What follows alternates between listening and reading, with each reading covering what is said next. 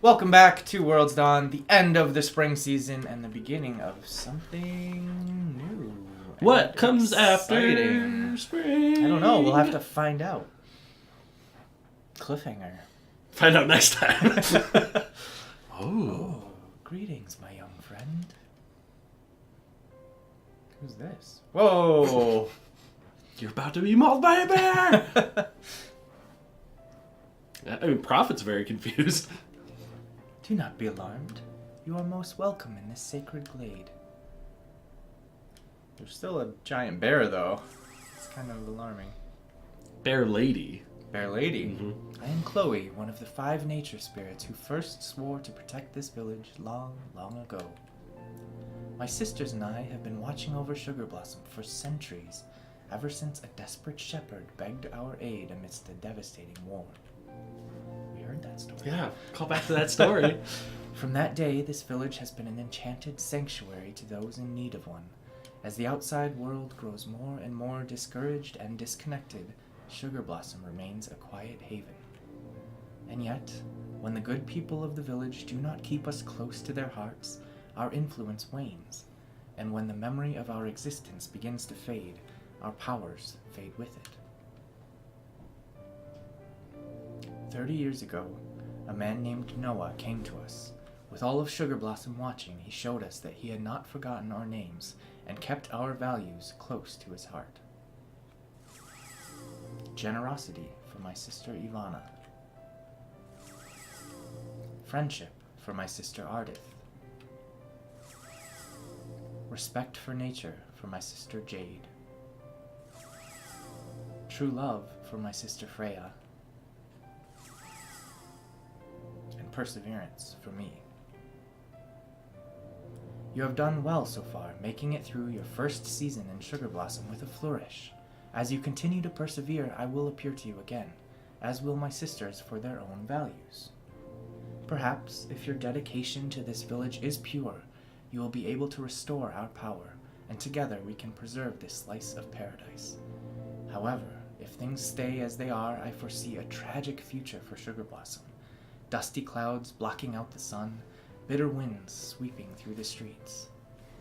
That's horrible. There needs to be some ominous music behind that, piano. Dark clouds moving. Oh yeah. Your friends will have no choice but to pack up their homes and leave this place behind. So, what say you, young prophet? Will you keep us in your heart and help us save this town? I don't know. You can count on me. You can count on us. Your words ring true and put me at ease. Perhaps there is hope for Sugar Blossom still, with your efforts guiding the way. I shall return to you in 1 season hence, prophet. Perhaps by then we will begin to see how dedicated you are to this beautiful village, and the kind souls who dwell here. Fare thee well until that time. That's how we should end every episode, I think. Fare thee well until that time. I like that. Yeah. And then your obligatory subscribe, the buttons. Exactly. There you go. Ruin a perfect moment with all that. Yeah. So that was kind of a big deal. Kind of our first, sort of like big story moment in a while. Prophet barely knew what was going on. Yeah. I think we should keep those values in mind and see if we can find ways to practice them around the village. Bear in mind those great values while you live your day. Yeah. Good to village life. I think we know a bit about the mines already, but thank you for the reminder. And here we are, the summer season, our first change of season. Whoosh! Yeah. Flowers bend to sky and sun as gentle ocean zephyrs bear lazy, hazy days of fun and sweetness on the summer air. Noah Hayseed, who we know a little bit more about at this point. Yeah, I was going to say we're getting piece by piece information. Yeah.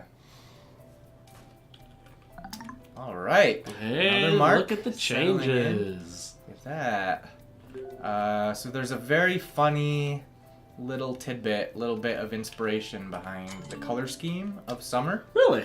Yeah, and I will say Anyone that tried to would not be able to guess what the Really? inspiration would be. Oh, really? I would put money down on that. Really? Mm-hmm. Okay. Mm-hmm. Well, I think we should put that theory to the test, and you give everyone a chance to Okay, say it before you reveal. We certainly can, yeah. Mm-hmm. I feel like I need to give a little more of a hint. It's not a game. It's not... it's one very simple thing. It's not a very good hint. This is a great hint. I'm trying to not give anything away, but yeah, I'd be interested to see what people's opinions are. Summer is one I struggled with for a while, trying to figure out what what looked like summer or what gave you the impression of summer, like what kinds of colors gave you certain feelings and that sort of thing, the psychology behind it. So I ended up with everything being a little bit more of a yellowy green perhaps, and the pink sugar blossom trees is what I call those, even though I don't know if we'll just say that's canon. That's canon. Those are sugar canon. blossom trees are the ones that turn pink in the summertime. But like the cherry blossom, the pink one. Yeah.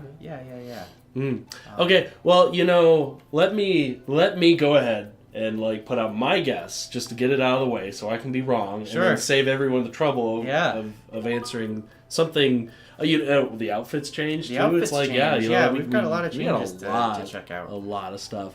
So I'm gonna say I think about Legend of Zelda Oracle of Seasons, Ooh, something like that. good guess. Because I remember Game Boy Color, the color schemes are always warm, but to really define it out, they had to add splashes of color. Yeah. That would be my guess. I love those. I love that game. I love Oracle of Seasons, but no, that's not quite right. Well, everyone do not guess that, because that is not the right A lot of times when you do see this, I mean, I looked at a lot of screenshots of Harvest Moon games and other things. A lot of times things just get a little more yellow, so perhaps that's where some of it came from. But it's hard to... I think summer and spring are the two hardest ones to distinguish from one another. In fact, we don't talk about the music nearly as much as we should, but when I first... the summer version of the main theme that we heard just a minute ago was the first one that Eric Matias, the composer, sent me. So I heard it and I was like, this is great. This captures the feeling of Sugar Blossom Village, in a way that really feels friendly and cheerful and stuff. But I don't know what's really summery about it. I can't quite hear the summer. And he was like, trust me, just wait until you hear the other versions. And he was totally right, because then I thought maybe the one he sent me could be summer, could be spring, but then he sent me the spring version a little bit later, and it had the strings and the lively compared to I don't even know what instruments you would exactly call it, but the summer version just feels so much more summery, and he was absolutely right when he said I should have just not worried about it. And, because that's one of my favorite things about the soundtrack of the game is the four different versions of that main theme that plays in Willow Creek. So so it's not a game. It's not a Harvest Moon game. I looked through all those for references. It's a very, very silly answer, which is that a package of Skittles. The tropical kind of Skittles? Yeah. Where they go from the classic, primary colors of the normal Skittle flavors. The tropical flavors. To a slightly more tropical feeling. And that's what ended up being. I looked at those colors one day and I was like, that red just feels a little more, like a summery red, and that yellow feels a little more like a summery yellow. So I looked at pictures of the packaging of tropical Skittles, and that's where a lot of these shades came from for, the pink trees and the... So that's Skittles pink? Yeah, it's Skittles pink. And the red, you'll see red in some of the other little trees and stuff. And I love it. I mean, that's great to find... that kind of inspiration, it's from, not from one the I was normal everyday. I was really looking that, for, but definitely. Shout outs to Skittles. Yeah. Did you have any to you should have have had some here. Yeah. To show. Oh, that would have been great. Man, what were you thinking? Dumped them out and been there you go. we'll maybe come back and play Lockball. We have summer to explore. We have summer to explore. Yeah, a lot of things are going to stay the same, and it is Sunday, so we can't actually buy crops. The farm shop is closed today, unfortunately. But there's a lot of new things to see. Like we said, the music, the outfits of all the different romance candidates. They change outfits. Some of them more than others. We have Liam here who just kind of takes off his lab coat because it's a little bit warmer outside. That makes sense, you know? Yeah, he wants to stay professional. We don't have air conditioning, So. No, probably not. Yeah, I Sugar Blossom is an idealized version of this like small country town. So I would think that even on the more extreme days of each season, like the weather's never too bad. Yeah. It's never like swelteringly hot, or in winter it's not like hurt your face cold, which is a very deep cold. Yeah, that is until you release the DLC, where if you upset the feral shades, it like gradually declines and becomes a wasteland. They build like a Walmart, and Yeah. Oh, that would be so sad. That is Apocalypse DLC. Yeah. That is a path you can follow in Stardew Valley. Yeah. You can join Joja Mart? Yeah, that's what it is. I always thought that was a cool idea. Yeah. Of, like, who are you going to side with? I'm like, there's only one right answer. Yeah, Come on. I would like to see the percentage of people who Yeah, like, maybe like your second or third playthrough if you're just like really I want to curious see or what's going on. but Yeah, that makes sense. I just can't imagine, being the sort of the person that's like, huge corporation, they're the good guys. Yeah, side with Jojo Bar. Yeah. I really wanted in World's Dawn the feeling of the small town and like the value of that.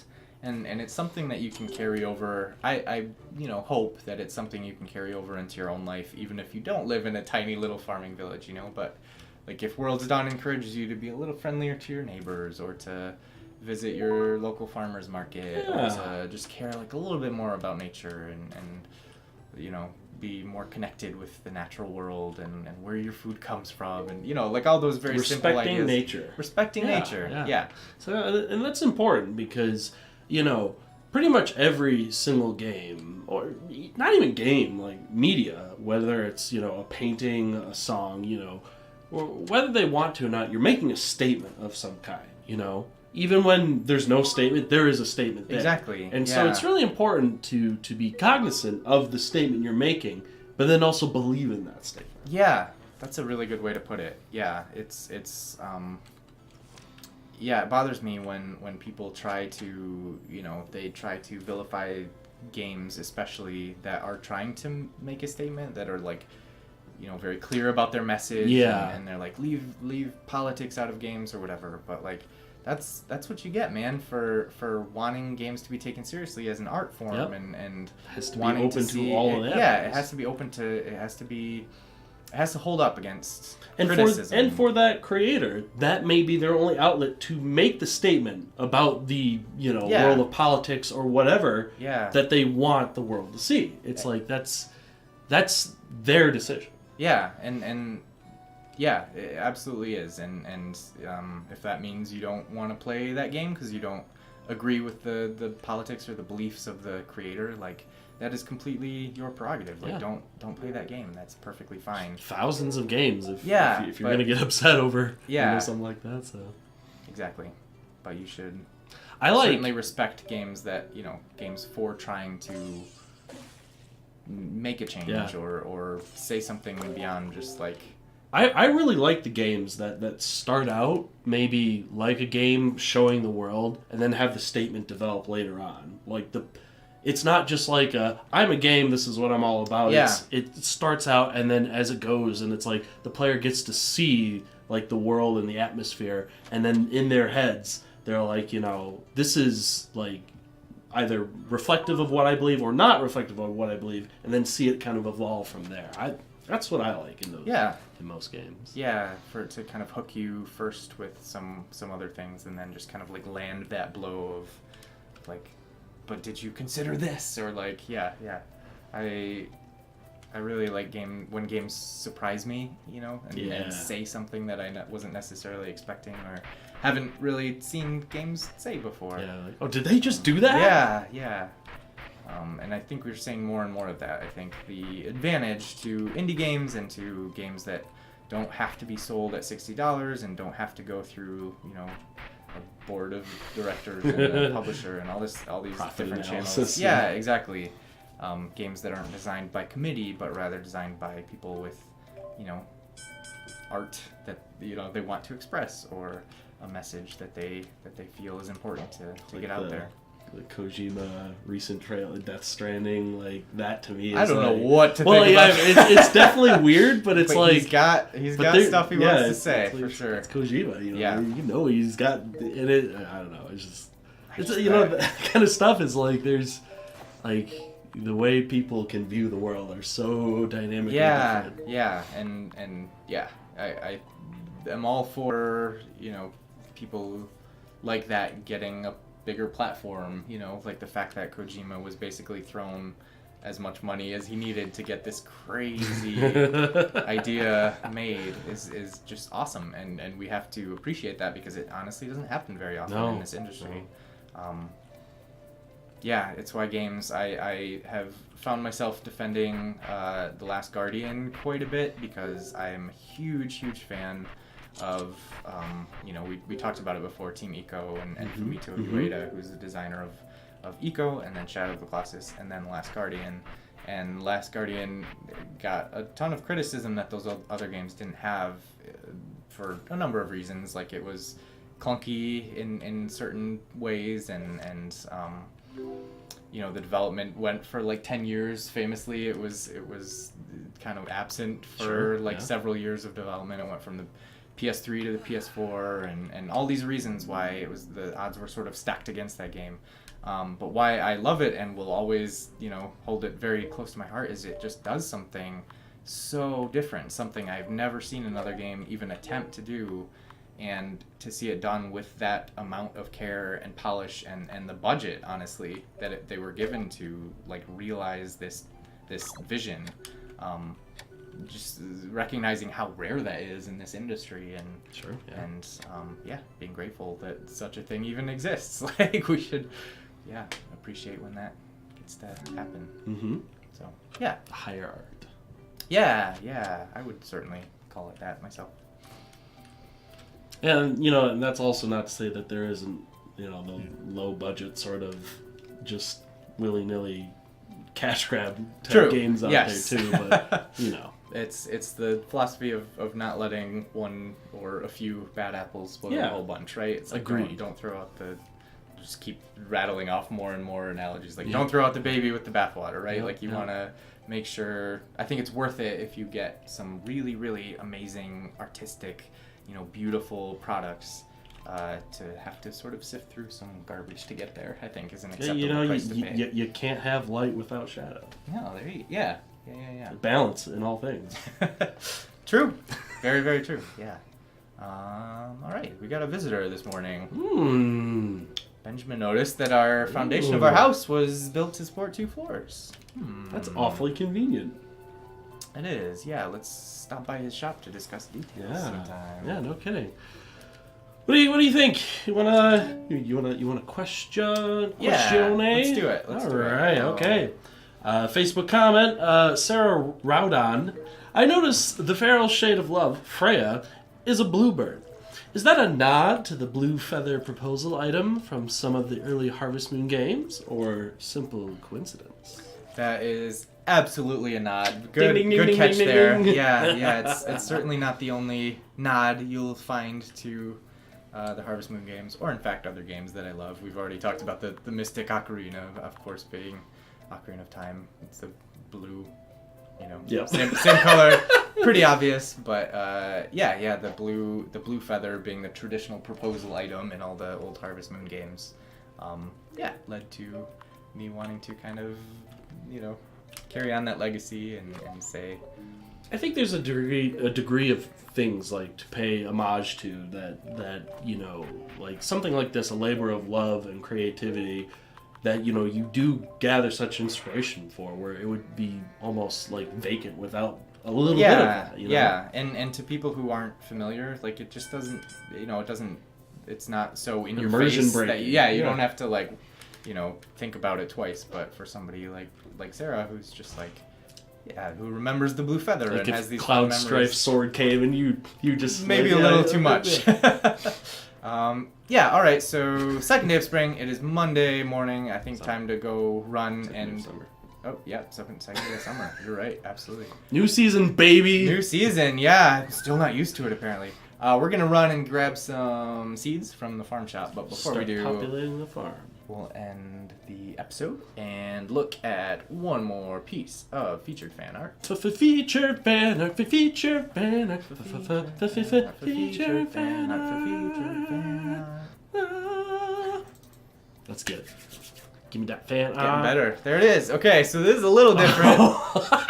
Brina, who I believe has submitted a piece before, makes these little like shrinky dinks. You remember like the little shrinky dinks that you put in the oven or whatever they shrink? So there's a little adorable Senna with the little letter. letters sticking out of her mouth.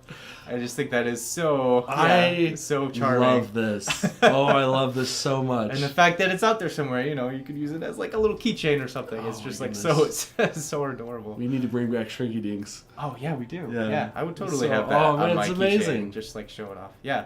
That is very amazing. very cute version of Senna. Thank you for sharing, and thank you all for watching. We will see you on the next episode for some exciting stuff. Summer 3, day 3. Summer day 3, day 3. Summer day, Summer day 3. Day 2, Day and 2, then day day 2, 3. day, We're starting day 2. Day 2 of 3. It's Three good of stuff. 2. Trust me, it'll be good. See you later.